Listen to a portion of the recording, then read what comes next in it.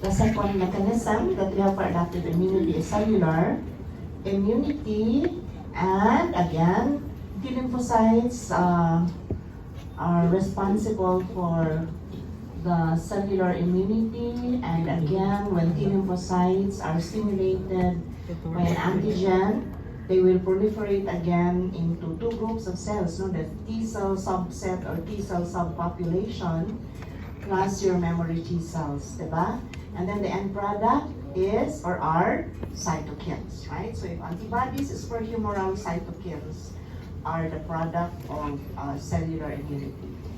Okay, so before we proceed, because this one has an implication as far as antigen presentation is concerned, we will take up your HLA system first, and we know how significant your HLA system in terms of immune responses, right? Because these are the genes that will determine your ability to respond as far as the immune responses are concerned. So let's mention about MHC first. MHC stands for major histocompatibility complex.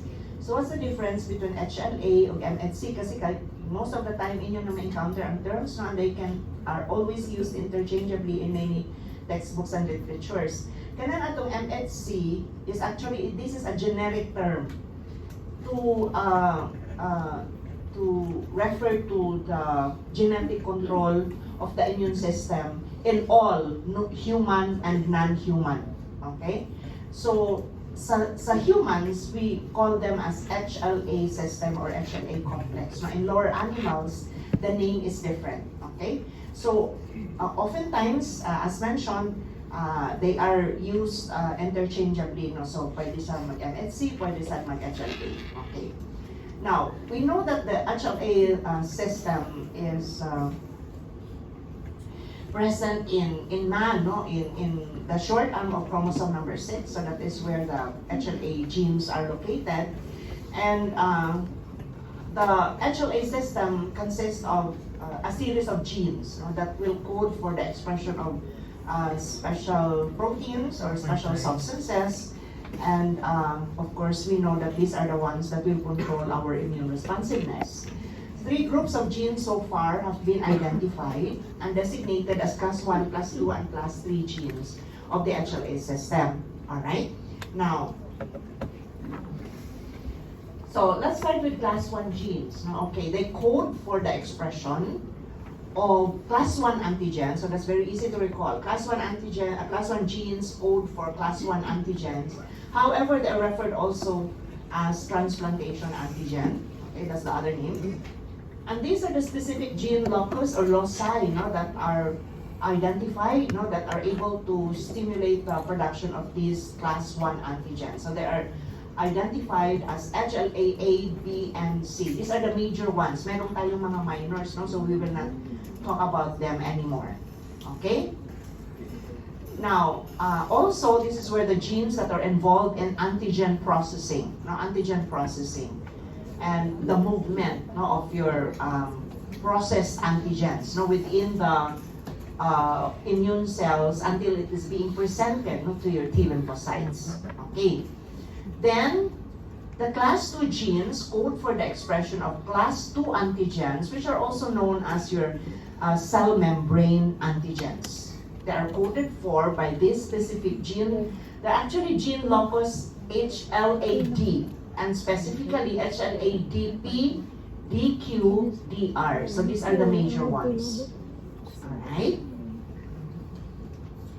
Class 3 genes code for the expression of certain complement products, or complement components like C4, B factor, and also cytokine, such as tumor necrosis factor. Okay?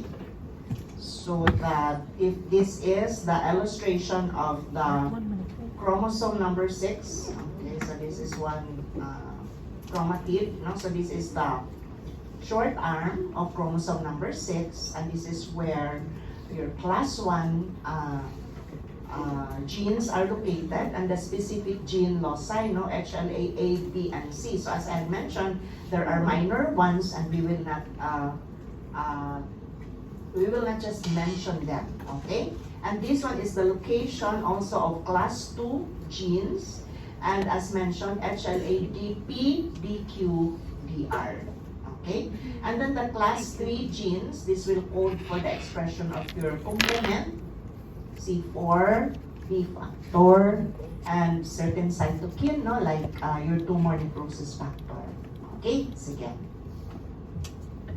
Now let's look at the characteristics of your class 1 antigens and class 2 antigens, no, of the HLA system. Okay? So again, class 1 antigens are being coded for by what gene loci gani? HLA-A, B, and C. They are also referred to as transplantation antigens. No? So where do we find them? So they're usually found on all nucleated cells in the body, except the cells in the retina of the eyes and in the brain. Okay? So of course, they're not found in your red blood cells, right? Not found on the red blood cells, obviously, right? Okay? And it is also mentioned in some textbooks that the class 1 antigens are also absent in your trophoblastic cells. Okay, where do you find the trophoblastic cells again? In the, kasi ganito siya, this is one of the mechanisms or the, the theories, by the way, this is one of the theories that they bring out. Now, why is it that the fetus is not rejected by the mother, di ba? If you think about it, the fetus is a grafted tissue, di ba? Kasi mayroon siyang antigens coming from the father, which is considered as foreign by the mother. Pero nga nung dili siya ma-reject. There are several hypotheses actually. And one of them is the absence of your class 1 antigens in your trophoblastic cells. Asa gani ng trophoblastic cells makitaan? In the, asa gani? Asa? Sa embryo? Dili, oy. Part siya ng placenta. Naalala natin ang placenta? Sa histology, mayroong tayong mga chorionic villi. Maalala natin yon, okay? And then the chorionic villi are lined by two types of trophoblastic cells. What are they, gani? Okay, syncytial trophoblast and cytotrophoblast. Diba, what is inner, gani? Cyto. Ang outer is syncytial. You see, you can recall. Which one of them can produce your HCG? Syncytial trophoblast. Do not forget that, ha? They're part of the placenta. And it is said that these trophoblastic cells do not contain the class 1 antigens, and that helps protect the fetus. That is just one of the hypotheses that we had mentioned. Now, why the fetus is not rejected by the mother? Okay? Now, sige, why do we call them as serologically defined antigens? Because the antigens can be identified using serum sample. Okay? Sige. And then, look at this one. For class 2 antigens, di ba ang class 2 antigens are being coded for by what gene loci gani?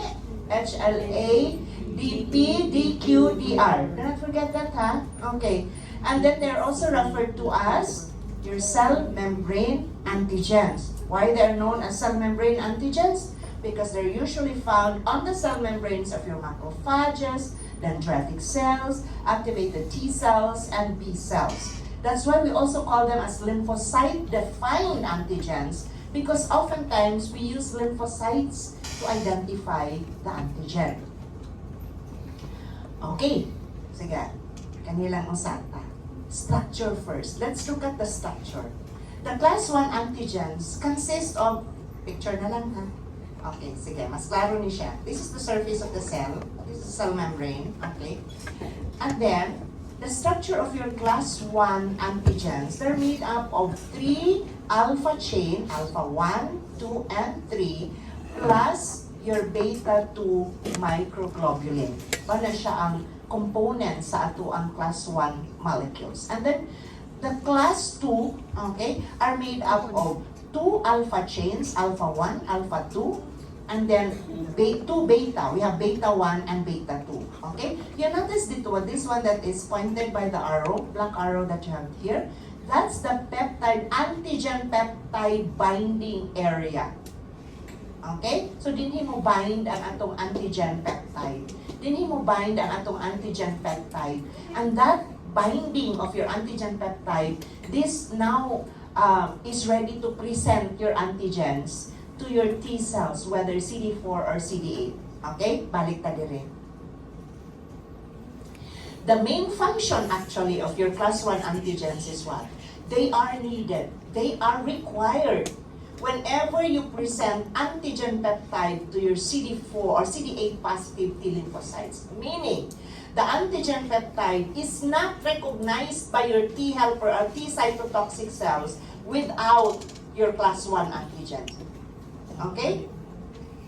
While your class 2 antigens are required when you present antigen peptides to your CD4 positive T cells. Okay? Sige.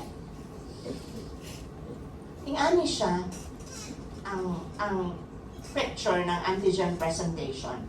And then we will discuss about antigen processing after this one. Okay. This is your antigen presenting cell, whatever it is. Okay. The usual antigen presenting cells are what? What are the specialized antigen presenting cells? Dendritic cells, right? Macrophage can be it can process and it can present antigens. Even your B lymphocytes, they can process antigens and they can present antigens too. Alright? So this is how antigen presentation occurs. This is your antigen presenting cell and you have your T cell here. Okay? So the antigen presenting cells has processed the antigen and it has produced this antigen peptide. Look, kaning green, mo ni ang antigen peptide. So sa loob ng antigen presenting cell din na-produce ang antigen peptide when it is being degraded, right? And at the same time, your class 1 or class 2 antigens of the HLA system are also produced inside the antigen presenting cell.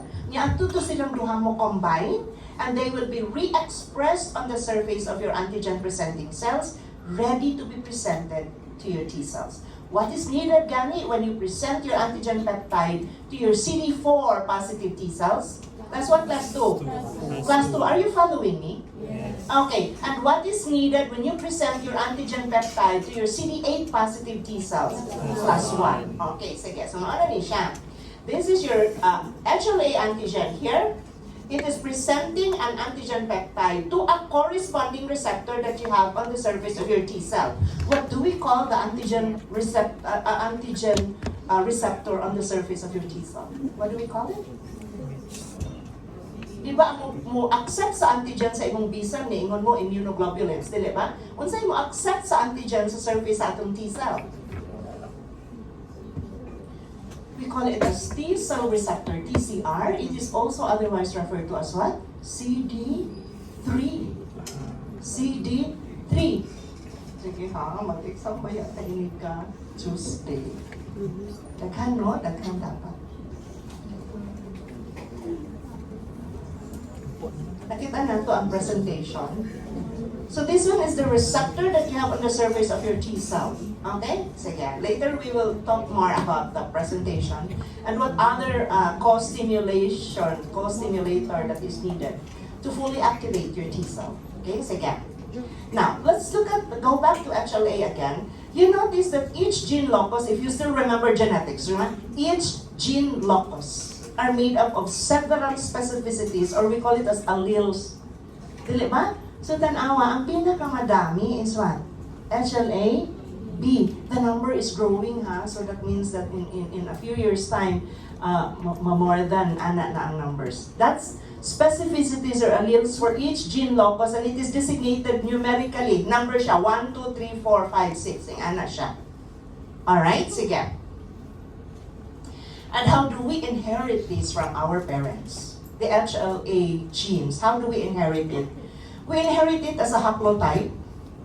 And a haplotype is defined as what? It's a combination of alleles that is present in each gene locus. Kasi ato mga locus gani, HLA-A, B, and C, di ba?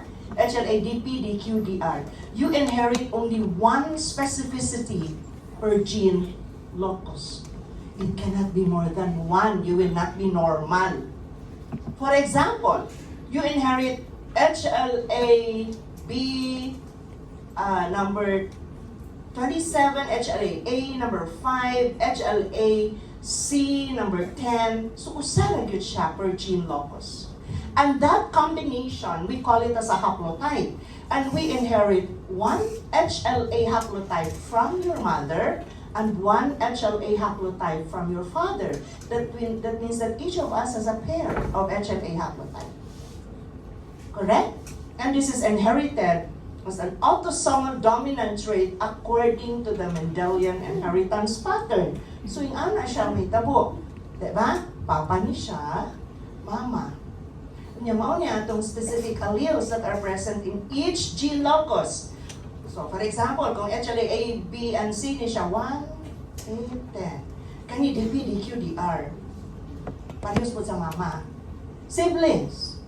Usa ka sibling, ang iyang HLA haplotype gikan sa papa, kani gikan siya sa mama. Kani siya gikan siya sa papa, gikan siya sa mama. The more siblings you have, the more possible combination. But what have you noticed in that diagram that you have there? Most of the siblings have partially identical haplotype. Unsa may implication ana niya? That means that kung magkinahanglan ka o kidney transplant, for example, the nearest match that you can get is one of your siblings. Dili ka nagpapa, ayaw ko ng papa, ligulan ba ng papa, no? Yung pa ako sa kidney.